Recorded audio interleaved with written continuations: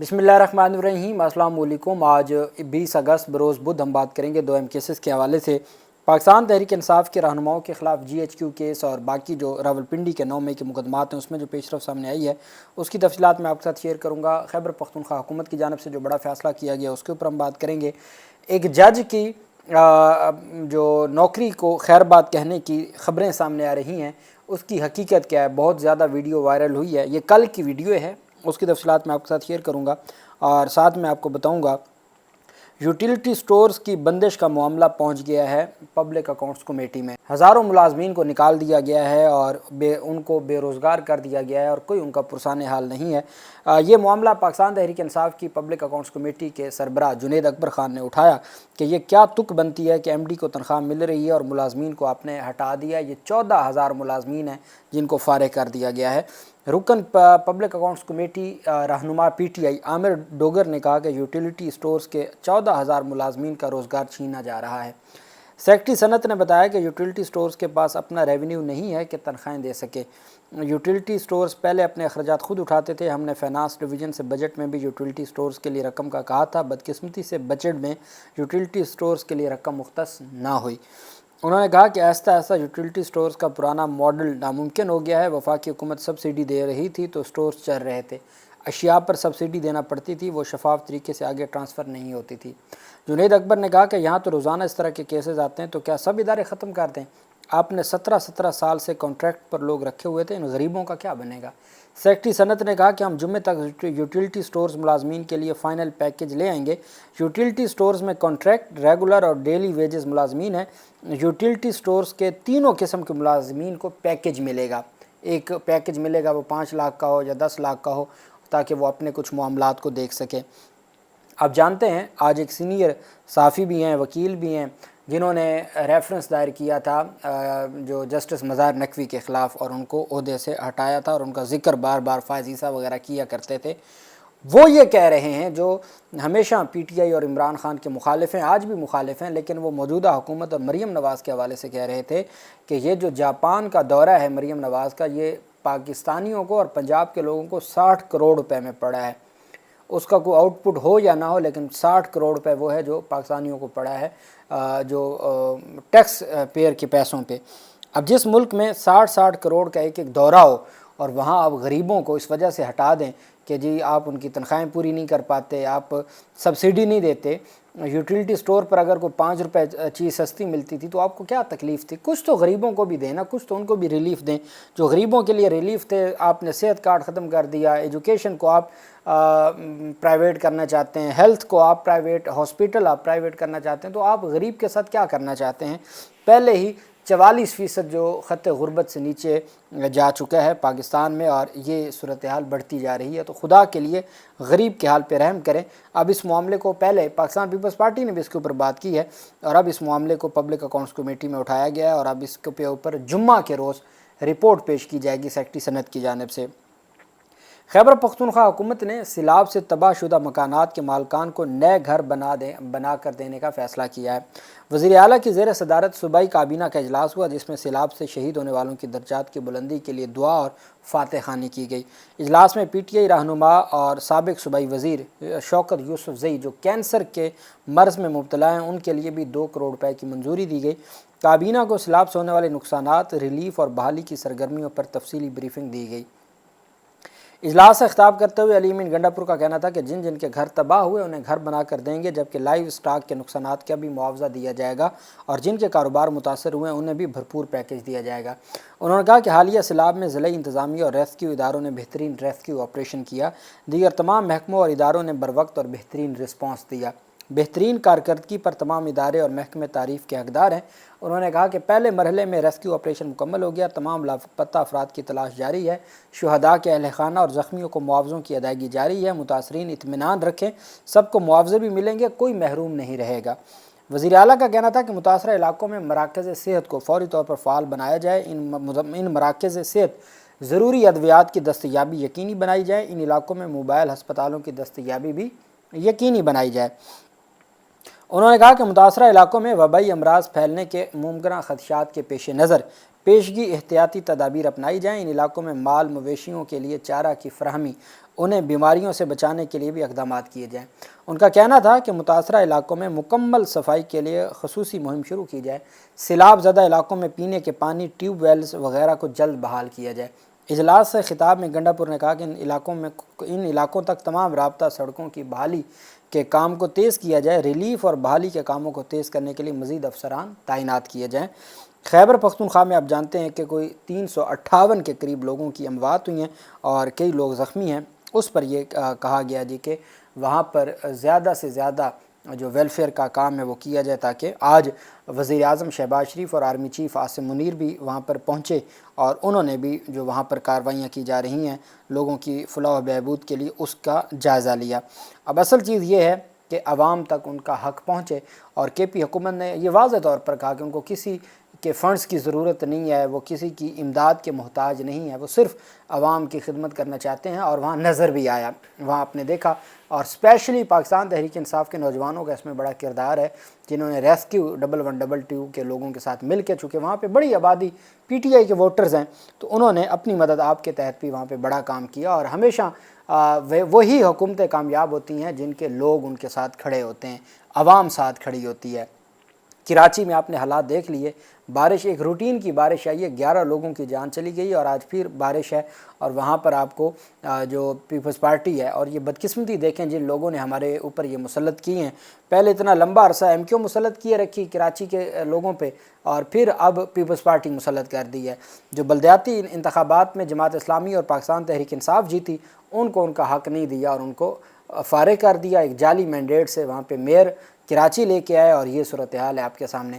P T I سے کراچی کی تمام M N As M P S کی سیٹیں چھینی گئی، بلدیاتی انتخابات پہلے چھینا گیا تھا، کراچی جو سب سے بڑا شہر ہے ان کے عوام سے ان کا مینڈیٹ چھین لیا گیا ہے، وہاں جو سندھ ہائی کورٹ میں آئینی بینچ بنا دیا گیا ہے، وہاں معاملات ویسے چلائے جا رہے ہیں، اور ساتھ وہاں پہ جو حکومت ہے ان کی جانب سے پیسہ لگا کر اور باقی چیزوں کو مینج کر کے اس طریقے سے معاملات چلائے جا رہے ہیں۔ تاجروں کو خوش کیا ہوا ہے، تاجر ویسے چاہتے ہیں کہ جی نظام ہی لپیٹ دیا جائے، ان کو تو اور کوئی مسئلہ ہے نہیں۔ وہیں پہ پاکستان تحریک انصاف کے سربراہ عمران خان اور پاکستان تحریک انصاف کی قیادت کے خلاف جی ایچ کیو کیس اور جو 12 مقدمات ہیں پنڈی کے 9 مئی کے، ان مقدمات میں سماعت ہوئی۔ عدالت نے جی ایچ کیو کیس سمیت باقی مقدمات میں پاکستان تحریک انصاف کے سینئر رہنماؤں عمر ایوب، شبلی فراز، زرتاج گل سمیت 14 ملزمان کے ناقابل ضمانت وارنٹ گرفتاری جاری کر دی ہے۔ جی ایچ کیو حملہ سمیت 9 مئی کے 12 مقدمات کی سماعت پنڈی کی دہشت گردی عدالت میں ہوئی، وہاں پہ اڈیالہ جیل میں نہیں ہوئی۔ اڈیالہ جیل میں تو کارروائی ہو نہیں رہی، حالانکہ 4 مہینوں کی جو ڈیڈ لائن تھی یا مہلت دی گئی تھی سپریم کورٹ آف پاکستان کی جانب سے، وہ ختم ہو چکی ہے، لیکن چونکہ نظام نہیں چاہتا کہ جو عمران خان سے ملاقاتیں کھل جائیں گی، وہ مقدمات آگے بڑھائے نہیں جا رہے، نہ ہی سپریم کورٹ کی کوئی توہین ہو رہی ہے، نہ سپریم کورٹ کے فیصلے پر عمل درآمد ہو رہا ہے۔ 9 مئی کے لاہور کے مقدمات میں آپ نے رات دن ایک کر کے ٹرائل کمپلیٹ کر کے سزائیں دے دیں، فیصل آباد میں سزائیں دے دیں، سرگودا میں سزائیں دے دیں، راولپنڈی میں جہاں پہ اڈیالہ جیل میں کارروائی ہوتی ہے وہاں 119 لوگوں پہ فرد جرم عائد ہوئی، 25 لوگوں گواہان کے بیانات قلم بند ہوئے۔ ان مقدمات کو اس لیے آگے نہیں بڑھایا جاتا کہ وہاں عمران خان سے ملاقات ہو جائے گی۔ اب وہاں پہ پی ٹی آئی کی ساری قیادت نے اپنی اور عمران خان کا، چونکہ جو بھی ٹرائل ہوتا ہے اس میں ملزم کا پیش ہونا ضروری ہوتا ہے، لیکن جو عدالت ہے وہ جوڈیشل کمپلیکس میں، دہشت گردی عدالت جو جوڈیشل کمپلیکس پنڈی کا ہے وہاں پہ لگتی ہے، اڈیالہ جیل میں نہیں لگتی، اور اس میں پی ٹی آئی کی جو سینئر قیادت ہے جو سزا یافتہ ہیں، روپوش ہو چکی ہے، ان کے انہوں نے اپنی حاضری سے معافی کی درخواستیں دی تھی جن کو خارج کر دیا، اور عدالت نے تمام رہنماؤں کے 14 ملزمان کے ناقابل ضمانت وارنٹ گرفتاری جاری کر دی۔ عدالت نے ملزمان کو آئندہ سماعت پر گرفتار کر کے پیش کرنے کا حکم دیا۔ دوران سماعت پروسیکیوٹر ظہیر شاہ اور وکلا صفائی عدالت میں پیش ہوئے۔ 9 مئی کے 14 ملزمان کی جانب سے حاضری سے استثناء کی درخواست دائر کی گئی۔ 14 ملزمان فیصل آباد لاہور کی عدالتوں سے سزا یافتہ اور روپوش ہیں۔ پروسیکیوٹر ظہیر شاہ کی حاضری سے استثناء کی دائر درخواست کی مخالفت میں دلائل دیے۔ پروسیکیوٹر نے استدعا کی کہ ضمانتیں حاصل کرنے کے بعد پیش نہیں ہوئے، یہ تمام لوگ سزا یافتہ ہیں اور روپوش ہیں، مفرور ہو چکے ہیں، انہوں نے سرنڈر نہیں کیا، ان کی درخواستیں خارج کی جائیں۔ عدالت نے ان کی جو ہے وہ حاضری سے استثناء کی درخواستیں خارج کرتے ہوئے 14 رہنماؤں کے وارنٹ گرفتاری جاری کرتے ہوئے 12 کے 12 جی ایچ کیو کیس سمیت 12 کے 12 مقدمات کی سماعت 3 ستمبر تک بغیر کارروائی 3 ستمبر تک ملتوی کر دی۔ چونکہ نظام نہیں چاہتا کہ ان مقدمات میں کارروائی آگے بڑھے، نظام یہی چاہتا ہے کہ جی آپ بقیہ مقدمات کو آگے بڑھائیں، جہاں عمران خان سے ملاقات کا معاملہ ہوگا وہ نہ سپریم کورٹ کی ڈائریکشن اس کے اوپر، چونکہ نظام کہتا ہے کہ وہ سب سے بڑی عدالت ہے جہاں پی ٹی آئی کا کیس ہوگا عمران خان کا۔ توشہ خانہ 2 کیس جو 19 کو لگا تھا اور پھر 21 اگست کل کے لیے ملتوی ہوا تھا، ابھی کچھ دیر پہلے پاکستان تحریک انصاف کے وکیل خالد یوسف چودھری کو کال کر کے ان کو انفارم کر دیا گیا ہے کہ کل بھی اڈیالہ جیل میں سماعت نہیں ہوگی بلکہ جوڈیشل کمپلیکس میں سماعت ہوگی اور وہیں سے اگلی تاریخ دے دی جائے گی۔ کوئی مقدمہ آگے نہیں بڑھایا جا رہا۔ ایک تو پچھلے مقدمات جن میں سزائیں ہوئی ہیں وہ اپیلیں نہیں سماعت کے لیے مقرر کی جاتی، پتہ ہے کہ جب اپیلیں مقرر ہوں گی تو اڑ جائے گا پوری کی پوری سزا، بھلے جو بھی بینچ ہو۔ اور دوسری طرف جیسے آپ نے دیکھا سپریم کورٹ آف پاکستان میں پتہ ہے ضمانتیں منظور ہو جانی ہیں، لاہور ہائی کورٹ کا فیصلہ کل عدم ہو جائے گا، دہشت گردی عدالت کا فیصلہ کل عدم ہو جائے گا، لیکن اس کو کیا ڈیلے کیا جا رہا ہے، کبھی کوئی التوا لے لیتا ہے کبھی کوئی التوا، تو یہاں بھی وہی صورتحال ہے۔ اب جی ایچ کیو کیس کے ساتھ ساتھ توشہ خانہ 2 کیس میں بھی اب کل اڈیالہ جیل میں سماعت نہیں ہوگی۔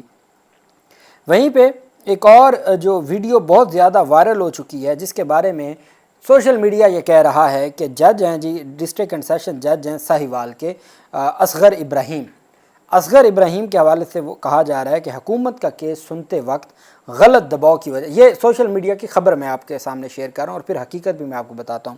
خبر یہ ہے کہ حکومت کا کیس سنتے وقت غلط دباؤ کی وجہ سے ڈسٹرکٹ اینڈ سیشن جج جناب اصغر ابراہیم صاحب نے چلتی عدالت میں اپنی ڈیوٹی کو خیر آباد کہہ دیا کہ مجھ سے کم از کم یہ نہیں ہوتا، اور جاتے جاتے کرسی کو سلوٹ کر کے گئے۔ جج صاحب کا یہ اقدام سپریم کورٹ میں بیٹھے 13 ججز کے لیے ایک لمحہ فکریہ ہے۔ یہ سوشل میڈیا کی خبر ہے، یاد رکھیے گا سوشل میڈیا پر صرف ان لوگوں کو فالو کیا کریں جن کا آپ کو پتہ ہو کہ اتھینٹک خبر ہوگی، ان کی جانب سے وہ کوئی ایسی خبر نہیں ہوگی کہ جس کا کوئی سر پاؤں نہیں ہے۔ اور چونکہ سوشل میڈیا تو بھرا پڑا ہے، آپ صرف انہی لوگوں کو فالو کر سکتے ہیں جن کے اوپر آپ کو یقین ہوتا ہے کہ خبر درست ہوگی، جتنی خبر ہوگی درست ہوگی۔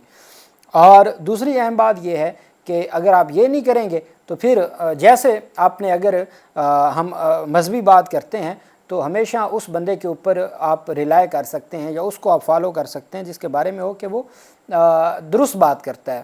اگر آپ ہر مولوی کے پیچھے پڑ جائیں گے تو پھر کوئی آپ کو کہیں لے جائے گا، کوئی کہیں لے جائے گا۔ اسی طرح سوشل میڈیا ایک پورا سمندر ہے، آپ نے خود اپنا دماغ استعمال کرنا ہے اور اس میں سے چند ایک لوگ ہوتے ہیں جن کو آپ نے سائڈ پہ کرنا ہے کہ میں ان سے جو آپ کو ہر طرح کے کیسز کے بارے میں بتائیں کہ میں نے ان کو دیکھنا ہے اور ان کو سننا ہے، چونکہ ایٹ لیسٹ جو بھی ہوگی وہ خبر درست ہوگی۔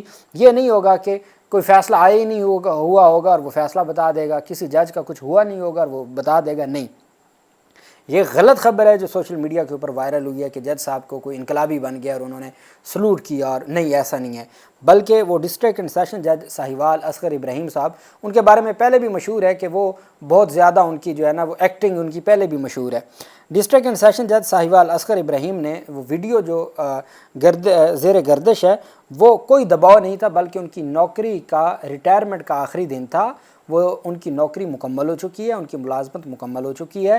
ریٹائرمنٹ کے وقت انہوں نے باقاعدہ طور پر جو ہے وہ اللہ کا شکر بھی ادا کیا اور یہ کہا کہ جی وہ جو حق ہے وہ کوئی نہیں بھی ادا کر سکتا۔ اب جو اپنی کرسی کو چوم رہا ہے تو وہ نوکری چھوڑ سکتا ہے جو کرسی کو چوم رہا ہے، بلکہ وہ کرسی کو اس وجہ سے چوم رہا ہے کہ عزت کے ساتھ ایک نوکری کی ہے اور اب وہ ریٹائر ہو گئے۔ تو یہ ان کی کل کی 19 اگست کی ویڈیو ہے۔ ساہیوال کے ڈسٹرکٹ اینڈ سیشن جج ہیں اصغر ابراہیم صاحب، وہ ریٹائرڈ ہوئے، ریٹائرمنٹ کے وقت ان کی جو ہے وہ ویڈیو ہے، وہ ویڈیو بنائی گئی اسپیشلی، اور وہ سلوٹ بھی کرتے ہیں، وہاں گفتگو بھی کرتے ہیں، وکلا کو بھی ملتے ہیں اور وہ تشریف لے جاتے ہیں۔ تو کوئی جج صاحب ایسے نہیں تھے کہ جن کے اوپر کوئی دباؤ تھا اور دباؤ کی وجہ سے انہوں نے کوئی یہ کام کیا۔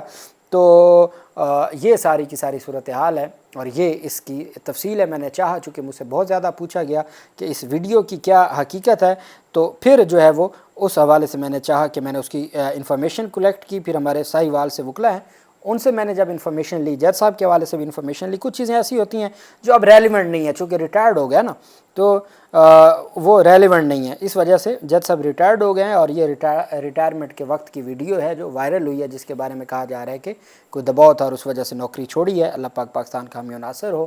بہت شکریہ، اللہ حافظ، پاکستان زندہ باد۔